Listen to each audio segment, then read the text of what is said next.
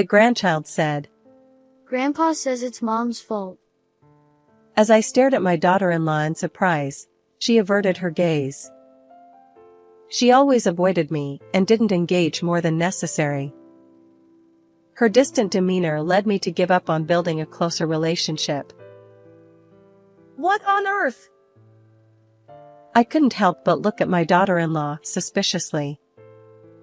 Then, with the next words from the grandchild, she began to tremble uncontrollably.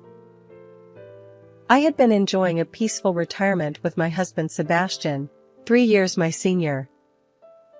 In his younger days, he had excelled in a large corporation, but after retiring, he devoted his time to me.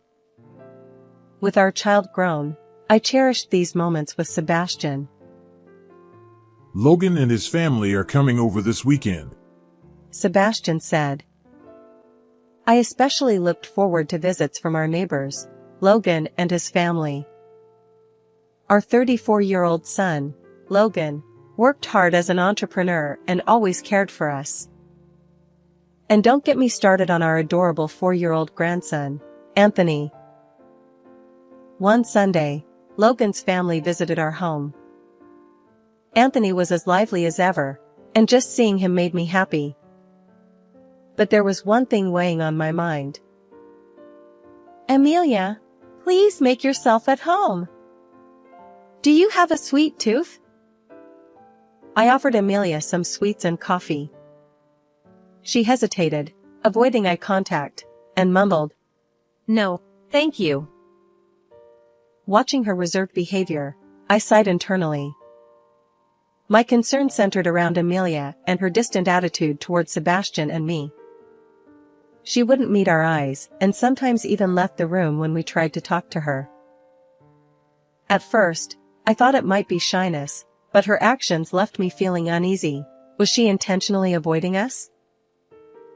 And there's one more reason why Amelia seems to have a hard time with me. Logan sighed. Yeah. She's so quiet here. At home, she's loud, shouting, and quite the opposite. As soon as she went to the bathroom, Logan grumbled with a displeased expression. The truth was, I had been hearing about Amelia's troublesome behavior for a while now. Apparently, despite her usual reserved personality, when she loses her temper, she becomes uncontrollable. It's hard to believe, given Amelia's calm demeanor, but Logan's serious tone made it seem like he wasn't making it up. Avoiding eye contact and hearing about this side of her made me wary too. We've become family, so I do want to build a good relationship, but... Lost in my thoughts, Anthony suddenly looked at me and hurriedly approached. What's wrong? Are you hungry? I asked. Anthony whispered. No. Grandma, you want to be friends with Mom, right? It'd be nice if you could become friends. His words caught me off guard. Anthony's innocent face remained unchanged as he looked at me. He was adorable, but there was something mysterious about him. Sometimes he accurately guessed dinner menus he couldn't possibly know, or like now, said things that seemed like he could read minds. While I marveled at this, I thought, an Esper-like ability in Anthony? Impossible. Little did I know that his unique power would soon play a crucial role. It happened when Logan's family stayed over at our house. Late at night, after Anthony had gone to bed, I was about to get ready for sleep when a loud crash came from the bedroom. What? Logan said. Wasn't Sebastian already in the room? Alarmed, I rushed toward the bedroom. Sebastian had always had a weak heart. I hope it's not a seizure, I worried. I opened the door to find Sebastian clutching his chest, collapsed on the floor. As I frantically called for an ambulance, Logan tried to revive him. Just then, Amelia, fresh from the bath, stood there, her expression grim. Amelia, Please take care of Anthony, I said. Together with Logan, we boarded the ambulance, and Sebastian's life was saved, at least for now. But our relief was short-lived. He remained unconscious, in a coma. The doctors couldn't find a cause. Why is this happening all of a sudden? My beloved Sebastian was now bedridden, and I stood on the brink of despair. After that, I continued visiting the hospital, praying for his recovery. During this time, Logan's visits provided me with much-needed support. Logan would gaze at Sebastian with sad eyes, hoping for his awakening. His presence reminded me that I wasn't the only one suffering in this situation. However, there was something that still bothered me. "Hey, isn't Amelia coming today?" I asked Logan. Yeah. She seems busy and couldn't make it for the visit, he replied. Since Sebastian's hospitalization, Amelia hadn't shown her face even once. It saddened me that she kept her distance, despite being family. I resigned myself to not thinking too much about Amelia. However, a month after Sebastian fell into a coma, Amelia suddenly appeared with Anthony. "Amelia, thank you for coming," I said. She hesitated in her greetings, glancing around nervously. Her reluctance to move from the door made me realize that our distance hadn't diminished. And then, unexpectedly, our grandson Anthony leaned in close to Sebastian's face and said, Grandpa says it's Mom's fault. I was taken aback. "What do you mean?" I stammered. Anthony didn't answer my question directly. Instead, he tugged at Amelia's sleeve and looked up at her. Mom, you took the pen to Grandpa, right? It worked, and that's why he's like this. Anthony explained. Amelia's eyes widened, and she began trembling. Amelia, what did you do? I confronted her. If she intentionally harmed Sebastian, even as Logan's beloved, I couldn't forgive her. But then, Amelia uttered unexpected words.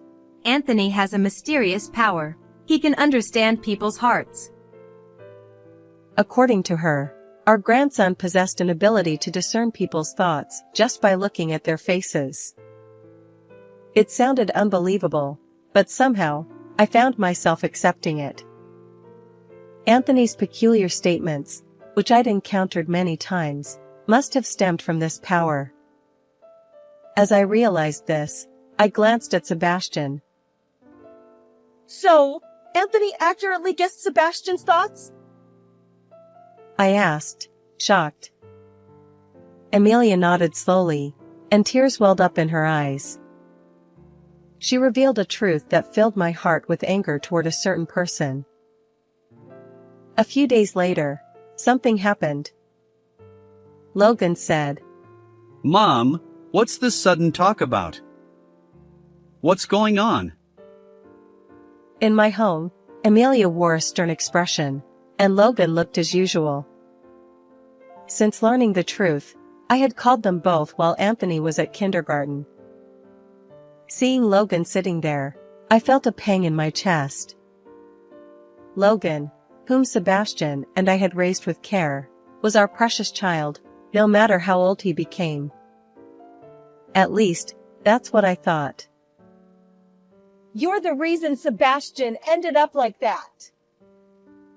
My fists trembled on my lap, but Logan either pretended not to understand or lightly chuckled, tilting his head. "What are you talking about all of a sudden?" He asked. Don't play dumb. That pen you gave her, wasn't it a dangerous toy? Logan seemed taken aback by my words. He hadn't expected to be caught. According to Amelia, on the night Sebastian collapsed, Logan had handed her a pen, saying, "It's Sebastian's. Take it." Sebastian, being meticulous, had a habit of writing in his diary before bed. Knowing this, Logan must have given Amelia the pen. And according to Anthony, who could read minds, that pen emitted a mild electric current. The truth was that Sebastian's weak heart had caused him to collapse. Sebastian is so methodical. You'd pick up anything you dropped. There's no way a pen would be lying around. You pretended to rush to Sebastian and secretly took it, didn't you? Logan continued to make excuses, relying on the lack of definitive evidence. But Amelia had had enough. Sorry, but I checked your phone. I've got records of suspicious messages, she said, her face pale, confronting Logan. Suddenly, Logan stood up and raised his fist toward Amelia. I intervened just in time. Stop it! I said. This scumbag! Why won't you ever listen to me? Logan's outburst revealed his true nature.